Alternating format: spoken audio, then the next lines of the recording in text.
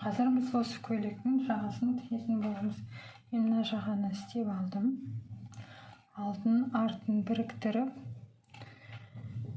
енді осыны екінші жағынан көрсетемін. Мынау бір жағы, екінші жағы.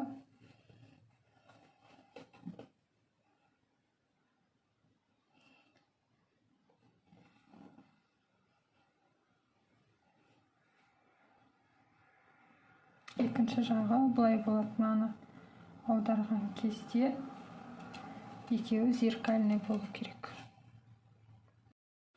Екеуі зеркальный істеу иногда шатасып кетеді адам. Сол үшін бірінші осылай дұрыстап қойып алдым да, соның ішкі жағынан инемен қадап алдым. Енді осы инемен қадалған жерден тігеміз. Мойын жағы тігілмейді. Иық жағы мен мойынның ортасынан кеткен сызық тігіледі.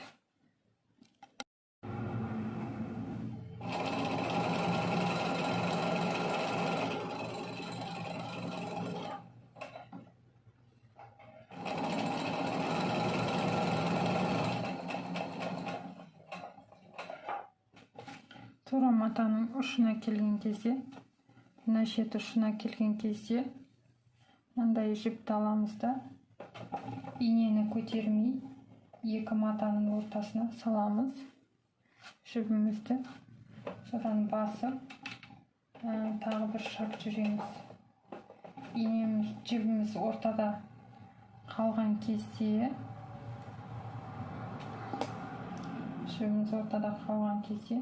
мына бір жіпті ішке қарай кіргізіп, екінші жіпті тоже мына жақтан дұрыстап алып, ішке қарай кіргізіп, жауып, екі жіпте ішке кірген кезде, тігіске кедергі жасамай іш жағына кірген кезде тігіс бастаймыз.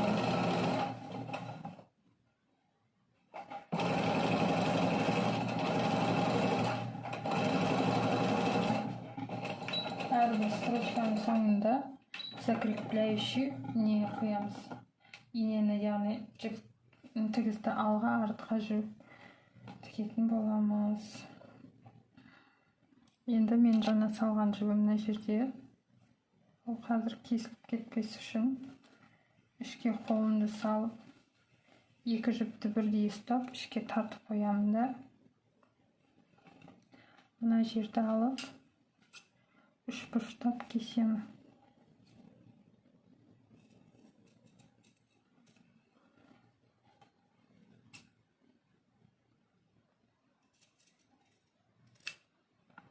Үш бұрыштап кесілді.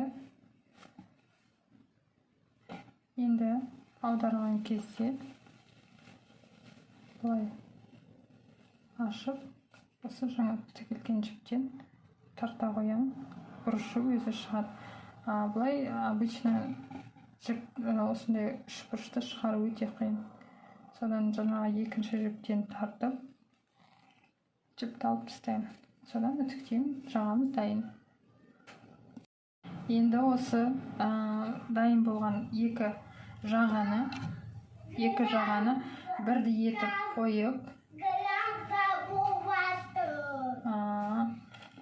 етіп қойып, артық жерлерін кесіп тастаймыз. Мысалы, менде мынау артық жер болып тұр. Оны аламын да қазір кесіп тастаймын. Жағаны мынау лен матасы болғандықтан шашылып кетпесін деп оверлоктап тігіп алдық. Енді сол жағаны осы көйлектің екі жағына қойып,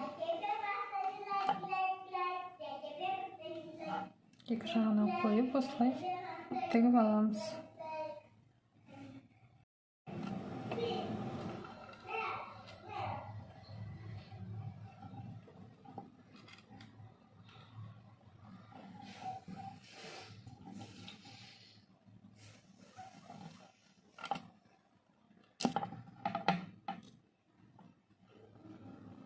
Екі ара қашықтық бірдей болу керек.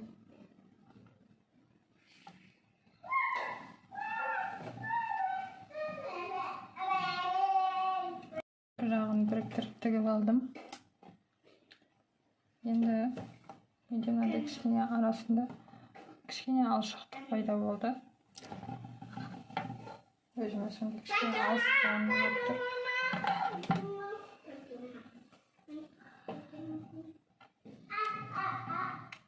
Екінші матаны қойып, екінші астар матаны қойып, беттестіріп, оверлоктап тігіп шығамыз. Оверлоктап алдым материалды. Енді мына бұрышы дұрыс түспегендіктен мен бұрышын тағы кішкене тігіп шығамын. Оверлокпен бұрышты тігу өте қиын. Сондықтан осы жерін тағы жай машинамен тігіп шығамын.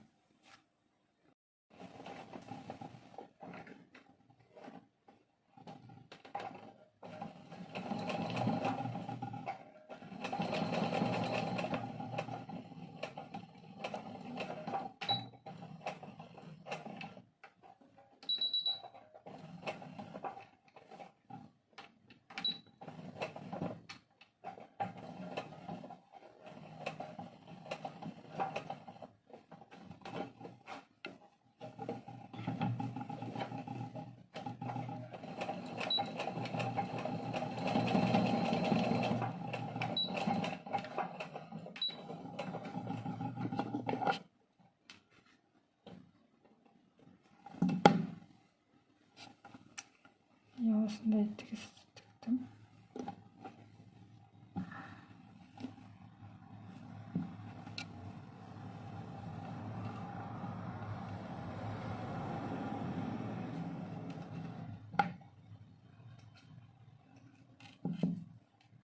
Былай аударған кезде міне осылай болады. Енді мына жерінен астыңға оверлок тігісті басып тұратындай етіп 0,5 мм жүріп шығамыз.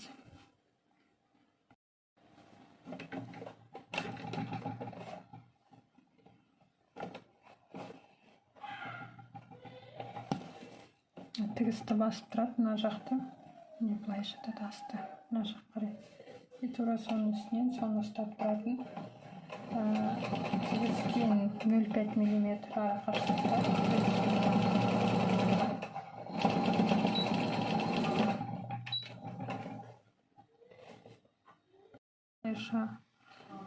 тігіп алдым. Артық жіптерін бәрін кесіп тастау керек. Артық жіптерін мынау жағада менде бағанан мынау мойындағы жаға кесіп тастаған жерім болған. Сондықтан мына жерден 1 сантиметр алып тастаймын. Барлығын тура етіп кесіп шығамын.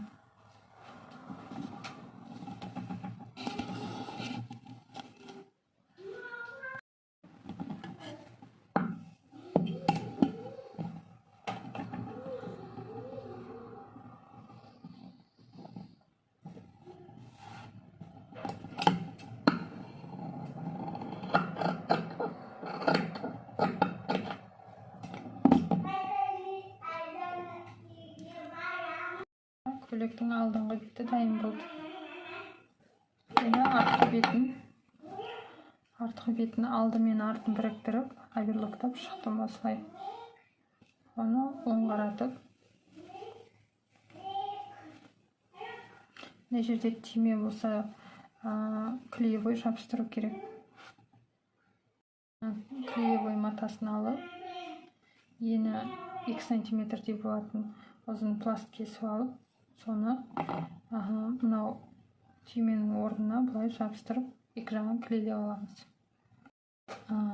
Артқы бөлігін, мойынын және түйме тұратын жағын тігіп алып, ортасына клеевой флизелин жабыстырып шықтық.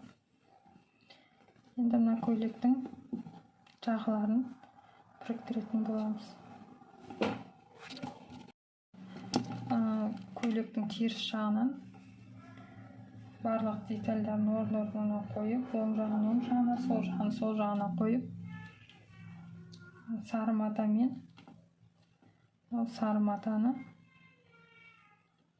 және ақ матамен ақ матаны мына жердегі тігіс бір-біріне беттесетіндей етіп тігіп шығамыз. Жайт, мына көйлекте мынау жағаны тігісін осы жерді алатындай етіп түсіреміз ғой. Иықтың тігісін жағаны тігісі көрінбеу керек.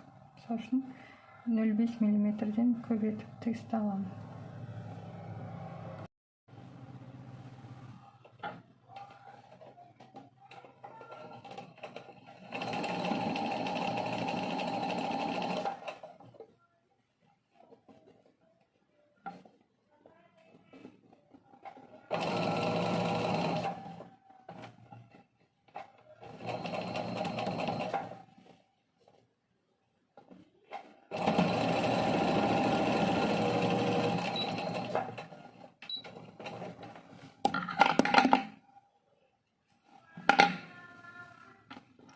Осылайша біріктіріп алдым. Оң жағынан ол былай көрінеді. Былай бүктеген кезде артқы жағы болады көйлектің. Екінші жағында тура солай істеп аламыз. Енді көйлектің бұрыштарының бәрін дұрыстап үтіктейік. Біздің көйлектің артқы жағы, алдыңғы жағы. Осылайша көйлектің үсті дайын болды. Енді жеңін қалай тігеміз? Жеңін тіккен кезде жеңнің орта жағынан, басынан емес, орта жағынан осындай екі жіпті жүргізе отырып сборка жасаймыз. Оны менің алдыңғы сабақтарымда көрсетемін. Осыдан алдыңғы сабақта сөйтеміз де жеңнің астыңғы жағын былай обработка жасап аламыз. Оны қазір көрсетемін.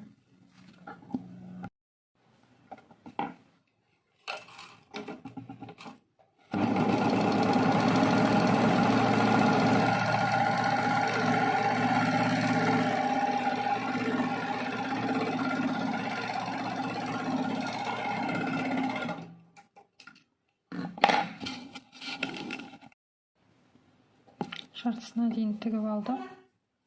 Және оның себебін қазір көрсетемін.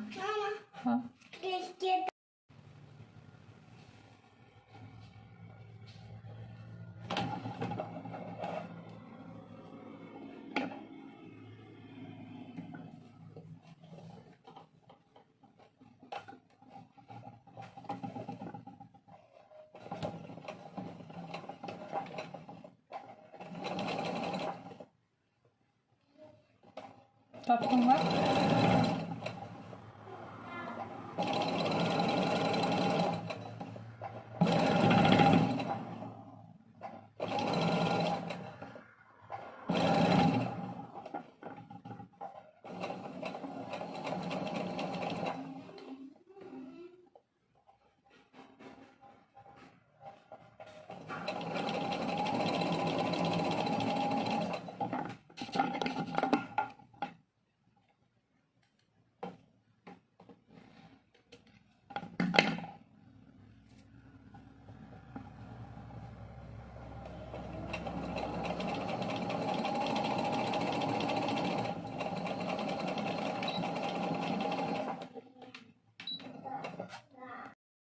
Резинка өткізетін кішкене орын қалдырдым. Мына жерден қазір резина салып, ішіне резина өткіземіз. Енді қолын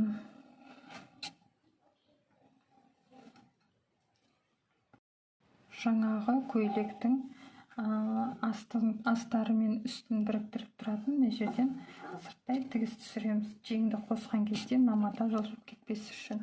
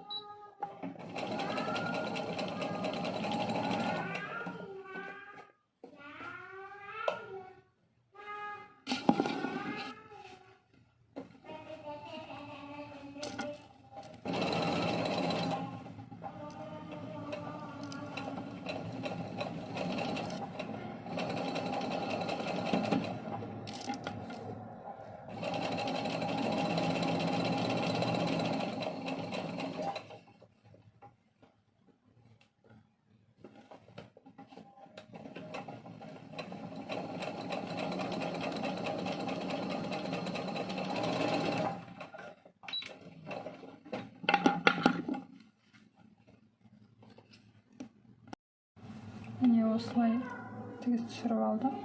Ол асты мен үстінің жылжып кетпес үшін тұрады. Қазір осы тігізді жауып отырып жеңді тігеміз. Көйлектің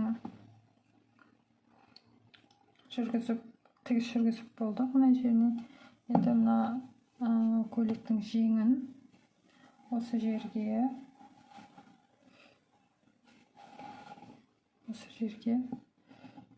шақ келетіндей етіп тігіп аламыз.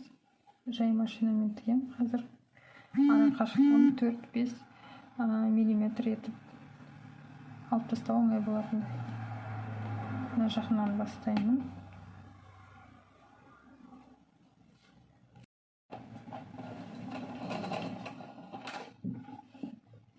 Мына жеріндегі бүрмесін кішкене жазып отырып қарап аламын, қалай келеді ме, келмей ме. Менікі мынау тура болса келеді екен. Тігісті жүргізген кезде жаңағы мынау неге түскен акат дейді ғой, соның ең жоғары жағына түскен екі тігістің ортасынан өтемін.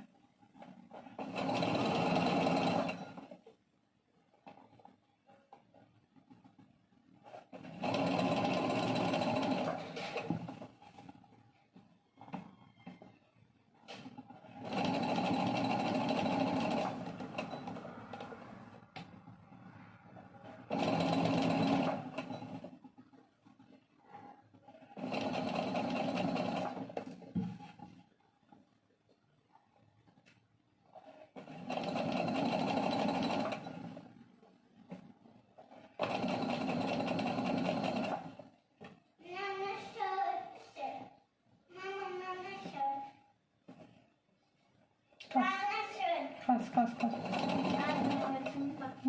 Sen ettin kas.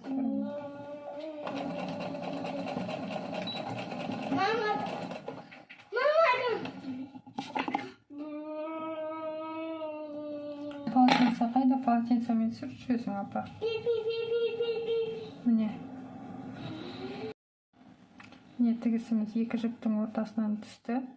Енді мына жақтан бір жібіміз шығып тұрады, сол жіпті алып тастаймыз.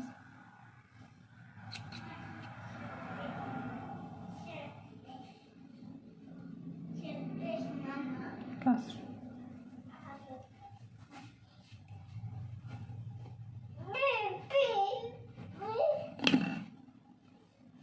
Енді оверлокпен осы тігісті тігіп шығамыз. Мен мына тігістен өтетіндей етіп, ең шеткі тігістен өтетіндей етіп.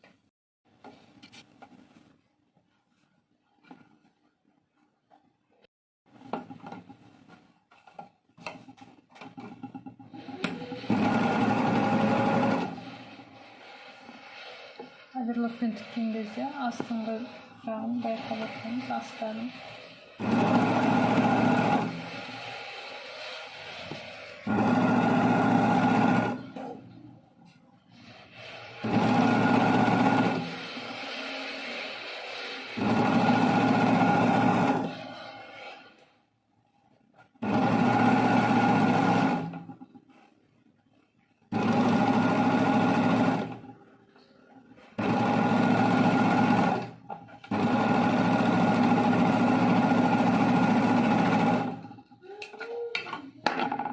Осылай тігіп алды.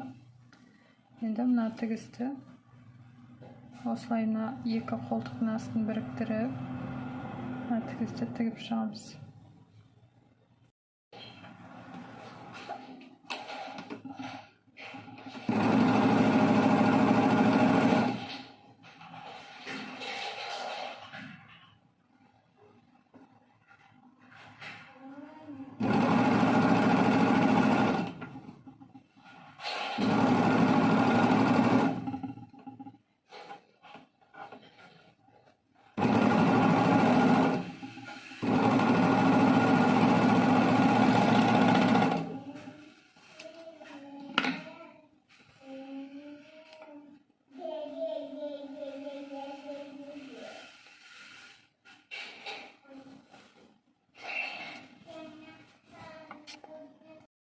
Етегіне осындай келіпті. Желбезек дей ма не дейді, атын білмеймін, короче. Тіккенде бұл былай тігіледі. Осылай тігіледі. Кішкене ғана шығып тұратын болады.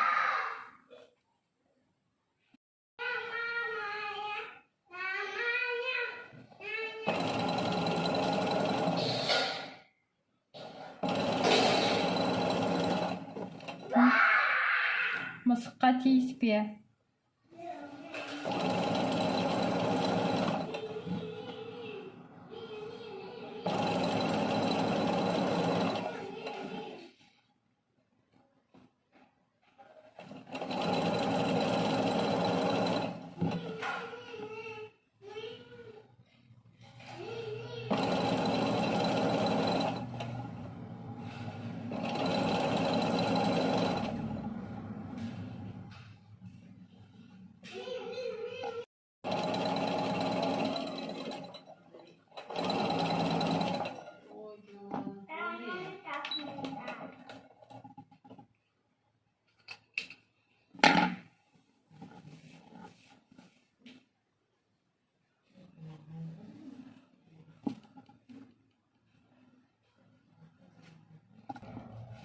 Енді екінші тігісті мынаны былай қайырып, осы жерден 0,5 мм жүріп өтеміз.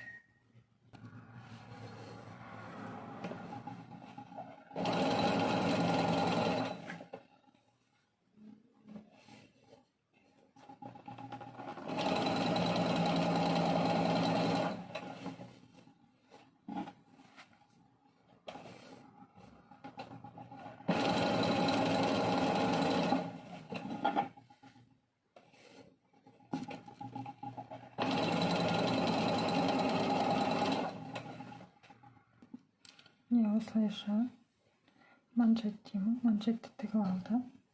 Астыңғы жағынан мынандай кішкене шыққандар болса материалды кесіп тастаймыз.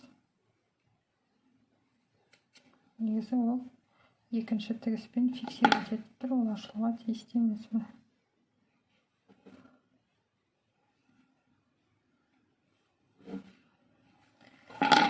Енді көйлектің астыңғы жағына бүрме істейміз. Екі параллель тігіс жүргізіп аламыз.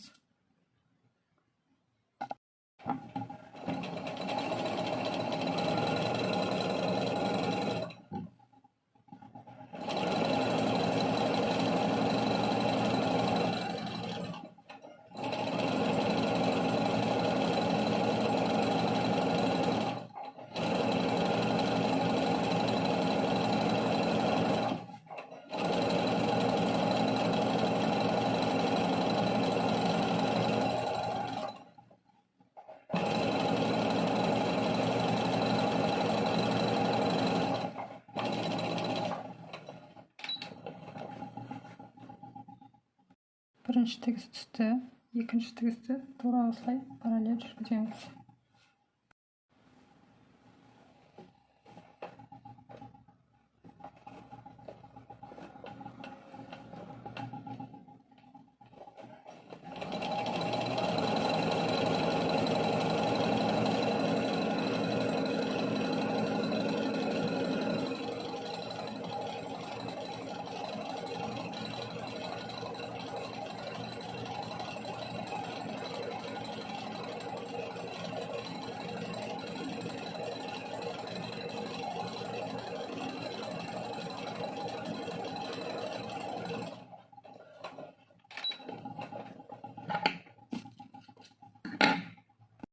Жіптен бірдей ұстап, мына жақ басын байлап қоямыз да, екі параллель жіптен бірдей ұстап, тартып бүрме жасаймыз. Біркелкі екеуін бірдей тартпасаңыз, тартылмайды.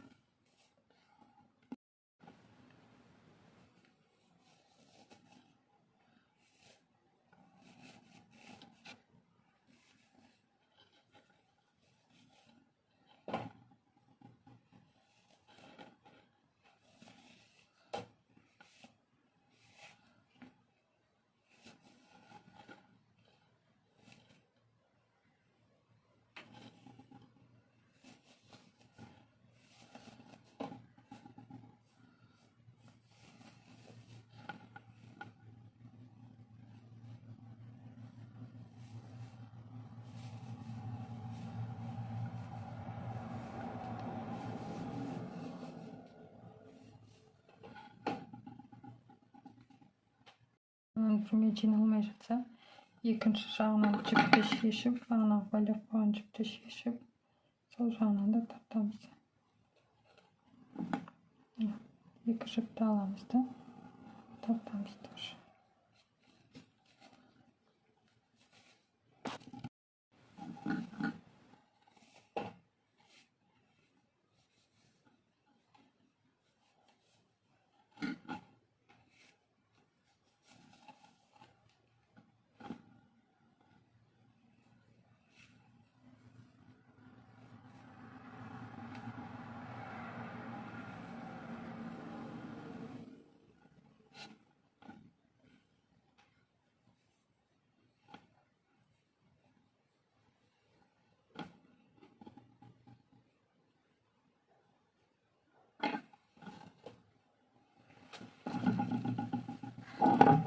Көйлектің астын ұзындығы, ені осы жерге сәйкес келетіндей етіп, бүрмелерді жақсылап тұрып, біркелкі жайып шығамыз.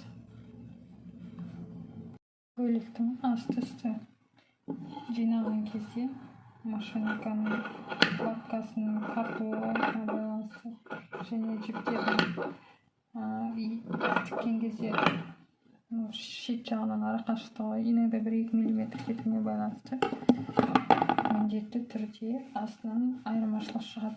Екеуі бірдей кесілген болса да, астынан жіптердің айырмашылығы шығады. Сондықтан оны әрбір бөлігін тігіп болғаннан кейін артық материалдарды тастап отырамыз.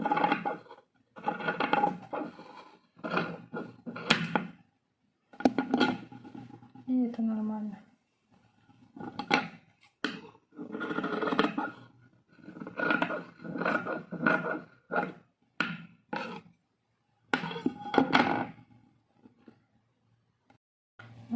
Көйлектің артқы жағында мындай тігіс жібердім, чтобы мынаны біріктіргенде, асты мен үстін біріктірген кезде ашылып кетпес үшін. Асты үстіне қарағанда кішкене үлкен, мынанша үлкен. Сондықтан оны тағы жинап аламын. Жинап болғаннан кейін мына екі жіпті бір-біріне байлаймын да, содан кейін барып тігісті тағы да бір дұрыстап распределять етіп шығамын. Себебі байланған жерде не аз, бірме аз. Қандай карта?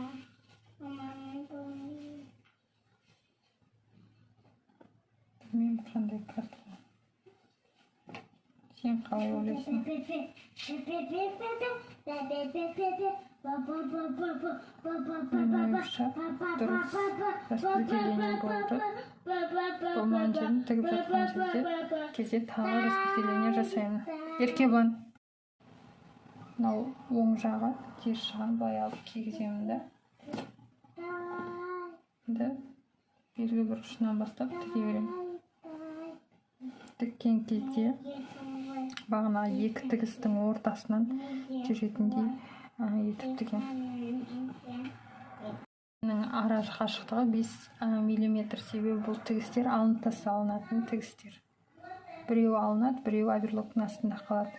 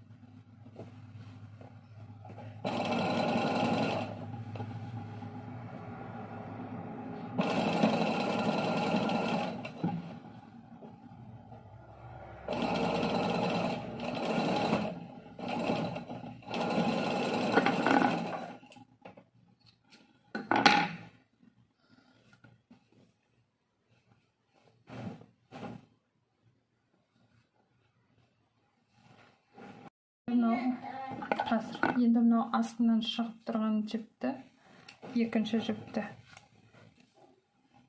кесіп алып тастаймыз. Астынан шығып тұрған екінші жіпті барлығын осылай алып тастаймыз. Содан кейін барып оверлокпен жүріп өтеміз.